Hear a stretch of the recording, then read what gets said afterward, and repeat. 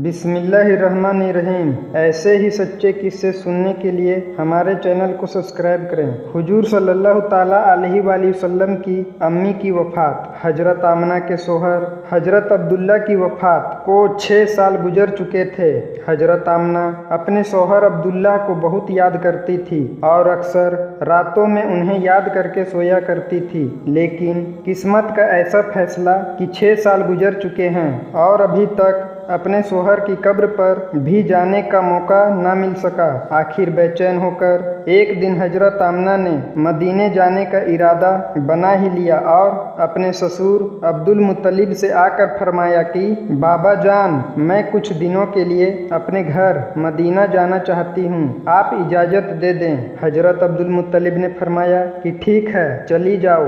हजरत आमना ने सफ़र का सामान तैयार किया और अपनी नौकरानी उम्मे ऐमन और हमारे हुजूर को लेकर एक उटनी से मदीना की तरफ चल पड़ी। उस वक्त हमारे हुजूर की उम्र सिर्फ 6 साल थी। मक्का से मदीना की दूरी 400 किलोमीटर है। उस वक्त लोगों की आबादी बहुत कम थी। रास्ते में सन्नाटा ही सन्नाटा रहता था।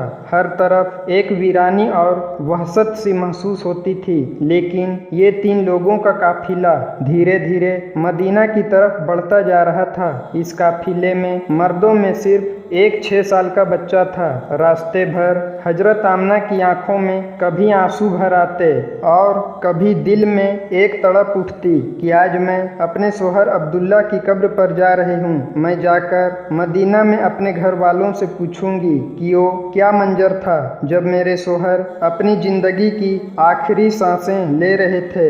उन्हें कैसा दर्द उठा था। वो मुझे क्यों इस भरी जवानी में छोड़कर चले गए। मैंने तो अभी अपने शोहर के साथ एक नई जिंदगी की शुरुआत की थी। शादी को सिर्फ 2 ही महीने गुजरे थे कि वो मुझे हमेशा के लिए छोड़कर चले गए। आज 6 साल गुजर चुके हैं। मैं उन्हीं की यादों का सहारा बनाकर जिंदगी गुजार रही हूँ। पुरानी यादों का एक तूफान था जो हजरत आमना के दिल में बरपा था। ऊँटनी मदीना की तरफ बढ़ती गई। 10 दिनों का सफर करके हजरत आमना मदीना पहुंची। घर पहुंचते ही हजरत आमना ने जैसे ही अपनी अम्मी को 6 साल के बाद देखा तो शोहर का वो गम जो अभी तक दिल में था उभर कर चेहरे पर आ गया और फिर हजरत आमना अपनी अम्मी से लिपट कर जोर जोर से रोने लगी। हजरत आमना के आंसू ही आज सारे घर वालों को उनकी दर्द भरी दास्तान सुना रहे थे कि इस 25 साल की नौजवान लड़की आमना ने इतनी कम उम्र में कैसे कैसे गम बर्दाश्त किए हैं, लेकिन जुबान से एक लफ्ज भी ना बोला। आज जब 6 सालों के बाद अपनी माँ पर नजर पड़ी तो हजरत आमना अपने आप पर काबू ना कर सकी और अपनी अम्मी से लिपट कर सब कुछ कह डाला। हजरत आमना की अम्मी अपनी बेटी को दिलासा दे रही थी और कह रही थी कि बेटी परेशान ना हो, अल्लाह तुझे इसका बेहतर बदला अता फरमाएगा।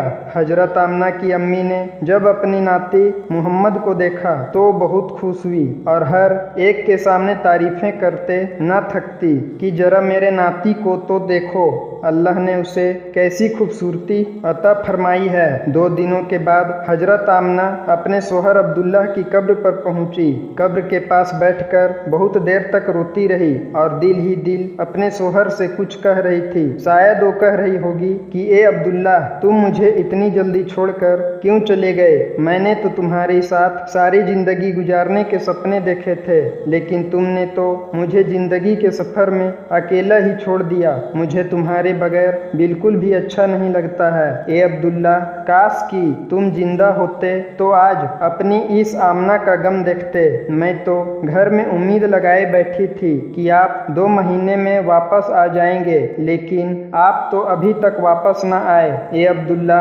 काश कि तुम जिंदा होते तो आज अपने इस चांद जैसे खूबसूरत बच्चे को देखते। कि अल्लाह ने तेरे बच्चे को कैसा हुस्न अता फरमाया है। ए अब्दुल्ला, काश कि तुम जिंदा होते तो अपने इस यतीम बच्चे को अपने कंधों पर बिठाकर बाजारों में घुमाते, उसके लिए अच्छे अच्छे खिलौने लाते, उसे अपने हाथों से खाना खिलाते। लेकिन ए अब्दुल्ला, आज ये चांद सा खूबसूरत बच्चा यतीम हो गया है, उसके सर से बाप का साया उठ चुका है। तेरा ये प्यारा बच्चा अपनी जुबान से तो कुछ नहीं बोलता, लेकिन उसके दिल में भी मोहल्ले के दूसरे बच्चों को देखकर ये ख्याल जरूर आता होगा कि ये काश मेरे अब्बा जिंदा होते तो वो भी मुझे अच्छे अच्छे खिलौने लाकर देते, मुझे बाजारों में घुमाते और मुझे प्यारे प्यारे कपड़े पहनाते।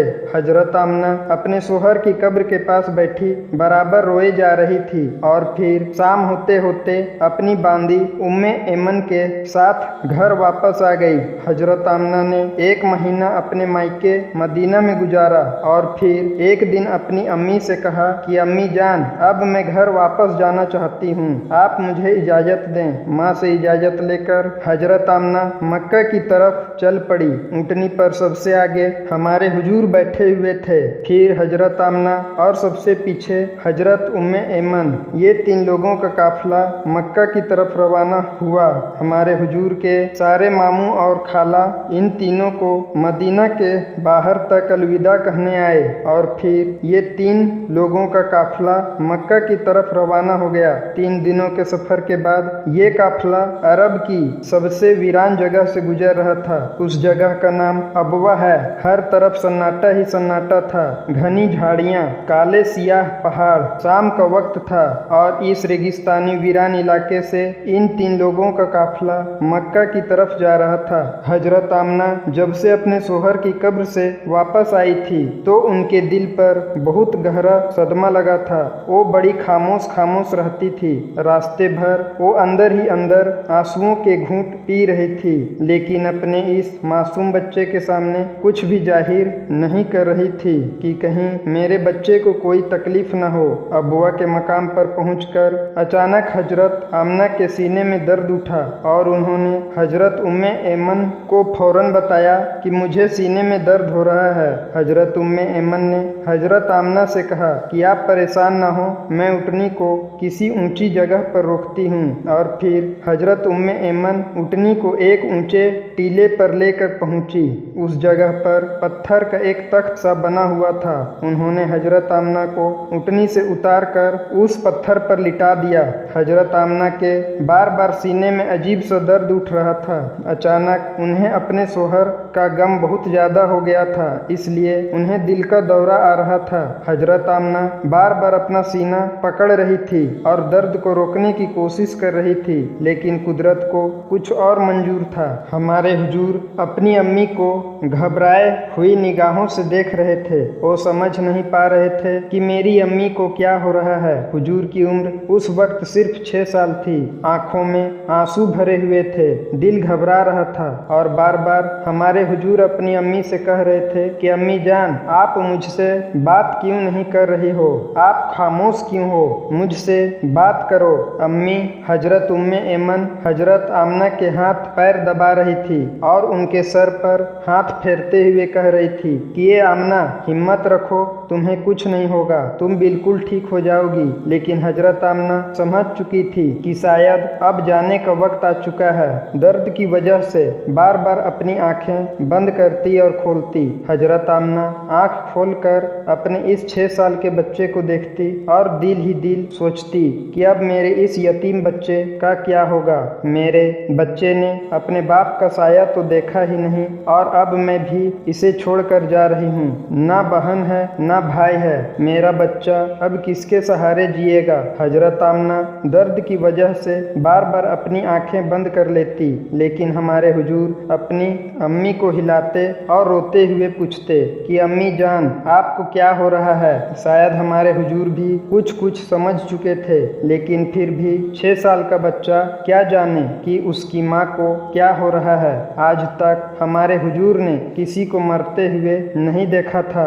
आखिर हजरत आमना ने मौत से कुछ सेकंड पहले सारा जोर लगाकर अपनी आंखें खोली और अपने 6 साल के बच्चे के सर पर हाथ रखते हुए कहा कि बेटा परेशान ना होना, अब मैं जा रही हूँ, लेकिन सारी दुनिया को एक ऐसा बच्चा देकर जा रही हूँ जो सारी कायनात को रोशन कर देगा। इतना कहकर हजरत आमना ने हुजूर का सर अपने सीने पर रख लिया और अपनी आंखें बंद कर ली। हुजूर ने महसूस किया कि मेरी अम्मी की कोई आवाज नहीं आ रही, तो सर उठाकर देखा तो हजरत आमना की वफात हो चुकी थी। हमारे हुजूर अपनी अम्मी को हिला रहे थे और कह रहे थे कि अम्मी जान उठो, मुझसे बात करो, मैं आपके बगैर कहीं नहीं जाऊंगा, मेरा मक्का में आपके सिवा कौन है। हमारे हुजूर रोते हुए अपनी अम्मी को उठा रहे थे और हजरत उम्मे ऐमन बार बार हमारे हुजूर को दिलासा दे रही थी और कह रही थी कि बेटा तुम्हारी अम्मी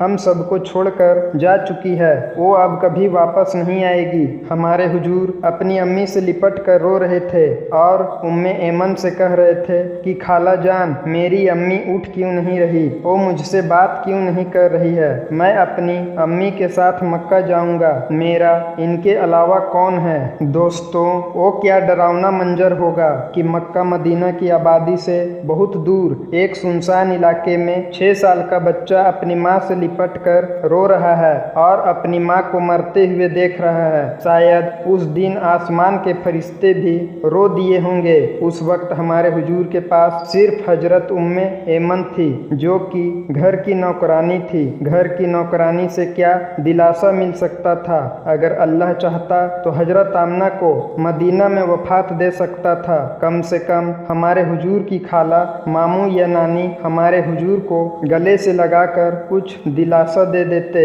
और अगर अल्लाह चाहता तो हजरत आमना को मक्का में वफात दे सकता था। कम से कम हमारे हुजूर के चाचा, दादा अब्दुल मुत्तलिब या फूफियाँ ही हमारे हुजूर को गले से लगाकर दिलासा दे देती और मुसीबत के इस वक्त में हमारे हुजूर के लिए सहारा बनती। लेकिन अल्लाह ताला सारी दुनिया को दिखाना चाहते थे कि ये लोगों देखो, ये मोहम्मद वो हस्ती है कि जिसकी खातिर मैंने सारी कायनात बनाया। इस बच्चे से मैं इतनी मोहब्बत करता हूँ कि पूरे कुरान में मैंने उसे नाम लेकर नहीं पुकारा, हमेशा मोहम्मद से पुकारा। ए लोगों, ये मोहम्मद वो बच्चा है कि जिसके इशारों पर आसमानों में तहलका मच जाता है, जिसके दुआ के हाथ उठते ही मैं दुनिया का निजाम ही बदल देता हूँ, जिसकी उंगली के इशारे पर मैं चांद को 2 टुकड़े कर देता हूँ। ए लोगों, ये मोहम्मद वो हस्ती है कि जिसे मैंने सारे जहान की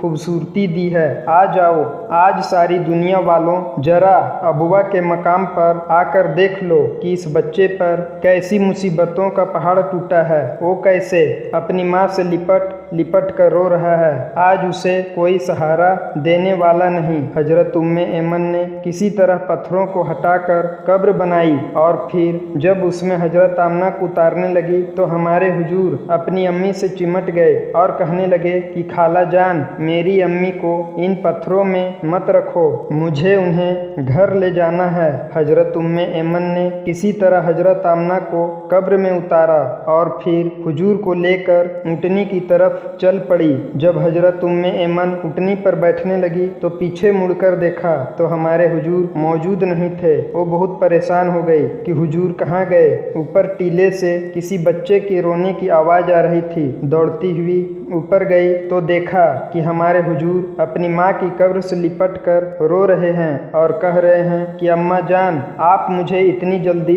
छोड़कर क्यों चली गई। मेरा आपके सिवा कौन है, ना मेरा कोई भाई है ना बहन है, अब मैं किसके सहारे जिंदगी गुजारूंगा। हजरत उम्मे ऐमन ने पीछे से हुजूर को उठाया और कहा कि बेटा चलो घर चलते हैं। हमारे हुजूर ने कहा कि नहीं, मैं अपनी अम्मी के साथ जाऊंगा। हजरत उम्मे ऐमन ने किसी तरह हुजूर को अपनी गोद में उठाकर ऊँटनी पर बिठाया और मक्का की तरफ चल दी। हजरत उम्मे ऐमन फरमाती है कि जब तक आमना की कब्र नजर आती रही, हमारे हुजूर बार बार अपनी अम्मी की कब्र को देखते जा रहे थे और मुझसे कह रहे थे कि खाला जान, मुझे मेरी माँ के पास ले चलो, मैं उनके बगैर मक्का नहीं जाऊंगा। 4 दिन के सफर के बाद ये दोनों लोग मक्का पहुँचे। सारे रास्ते हमारे हुजूर एक पल के लिए भी नहीं सोए और बराबर रोते रहे। जब हजरत उम्मे ऐमन हमारे हुजूर को लेकर मक्का पहुंची तो अब्दुल मुत्तलिब ने ऊँटनी की तरफ देखते हुए पूछा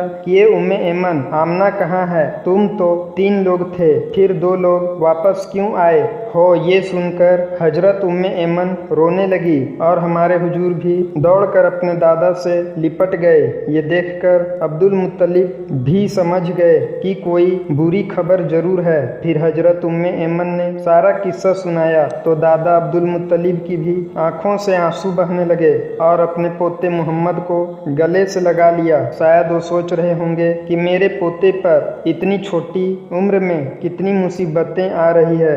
बाप का साया तो देखा ही नहीं और अब माँ भी छोड़कर चली गई। हमारे हुजूर के सारे चाचा परेशान थे, सारी फुफियाँ परेशान थी, हर एक का चेहरा उदास था और सब हमारे हुजूर को देखते जा रहे थे कि इस मासूम बच्चे को बचपन ही से कैसे कैसे गमों का सामना करना पड़ रहा है। दोस्तों, अम्मी की वफात के बाद वो क्या मंजर होता होगा कि जब हमारे हुजूर अपने घर में जाते होंगे और अपनी अम्मी के बिस्तर, कपड़े और उनकी चीजें देखते होंगे तो इस 6 साल के यतीम बच्चे पर क्या गुजरती होगी। अम्मी की वफात के बाद हमारे हुजूर बहुत खामोश रहते थे, किसी से बात न करते।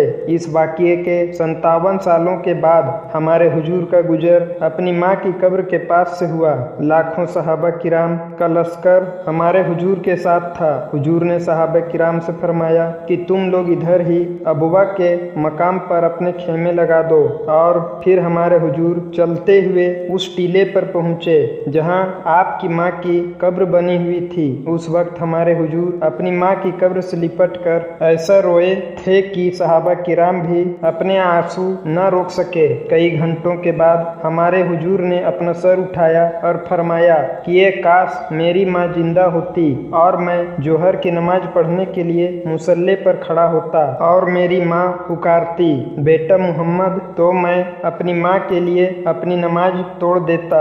बचपन में माँ की वफात के बाद दादा अब्दुल मुत्तलिब ने अपने पोते मोहम्मद को अपनी खिलाफत में ले लिया और फिर हमारे हुजूर अपने दादा अब्दुल मुत्तलिब के घर जिंदगी गुजारने लगे।